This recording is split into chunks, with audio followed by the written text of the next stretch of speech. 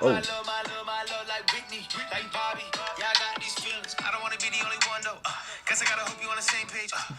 Yo, what's poppin', Papa? So, not even 24 hours into the fast of not talking to each other for 5 days, she sends me a text. I miss you. I can't do this. A bunch of things go through my head. Initially, one, I was like, oh, that's cute. She's already giving in, caving in, because she's thinking about me, and yeah, she just wants to actually talk, continue the talk. Two, I was like, dang, does she just give in easily? Oh.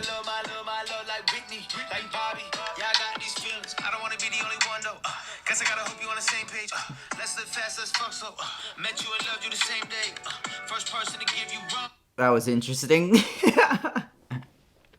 The second thing was, does she give in easily to what she feels convicted on? So it's almost like, a little flag went up. But thirdly, what I was processing during that time was I felt that maybe she is an extremist, maybe she's all or nothing, maybe she feels it's black or white. And when she was feeling the conviction of me being on her mind all the time, struggling to find where is the Lord, and maybe I just need to cut off conversation so that I could go back to developing a relationship with God or spending time with Him. And I think it's a really good concern. And instead of processing with her in that moment, I just honored her ask and honored her want of just being like, hey, let's take a break with talking in 5 days, for 5 days.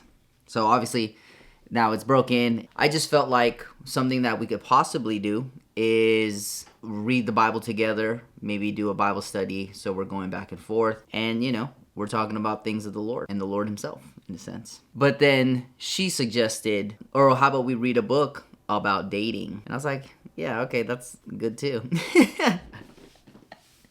Since that's what we're trying to figure out, like, how would God want us to go about it? And I literally just finished this book called Godly Dating 101. I actually highly recommend. It was super helpful for me, just navigating things and helping me with my perspective and how it looks to date on a biblical level and through this couple's experience as well. So I was like, okay, I'll reread this book and you can read it, and then we'll just kind of chat about it, go back and forth. It feels good to have a girl who is genuinely interested and wants me. But I think now where we're trying to figure it out is, how do we keep the Lord at the center of our relationship and at the same time build the relationship together? Because obviously we are the new things that have been added to each other's lives. And I talked about this before, where it was like, as believers, we seek first the kingdom of God and everything else should be added. So what if we've both been diligently seeking God, and then now God is adding one another to each other's lives? And if that's the case, how do we continually seek the Lord while this thing is being added? Because I don't think there's a balance, but maybe it's just about having a lifestyle where it was always seeking God. Prayer time, Bible time is embedded in the routine and the schedule on the daily. Now we are trying to figure out pockets of, okay, we can hang out here, we can talk here, things like that. But I guess the battle is the mind thing, where it's like, I'm thinking about Jesus, but then I'm also thinking about her, or something I'm looking at reminds me of a conversation we were having. So I'm like, oh, now I'm thinking about her. And yeah, so I'm curious to know, guys, in the comments below, how do you guys keep your mind on the Lord while you are with a woman that you are interested in, a woman that could potentially be your destiny partner? How do you balance the mind, heart, soul side of things? And is there even a balance? I don't know. Like, I'm curious to know what you guys think. And even for those who are even farther along, like, how are you navigating this? Have you forsaken the Lord for your girl?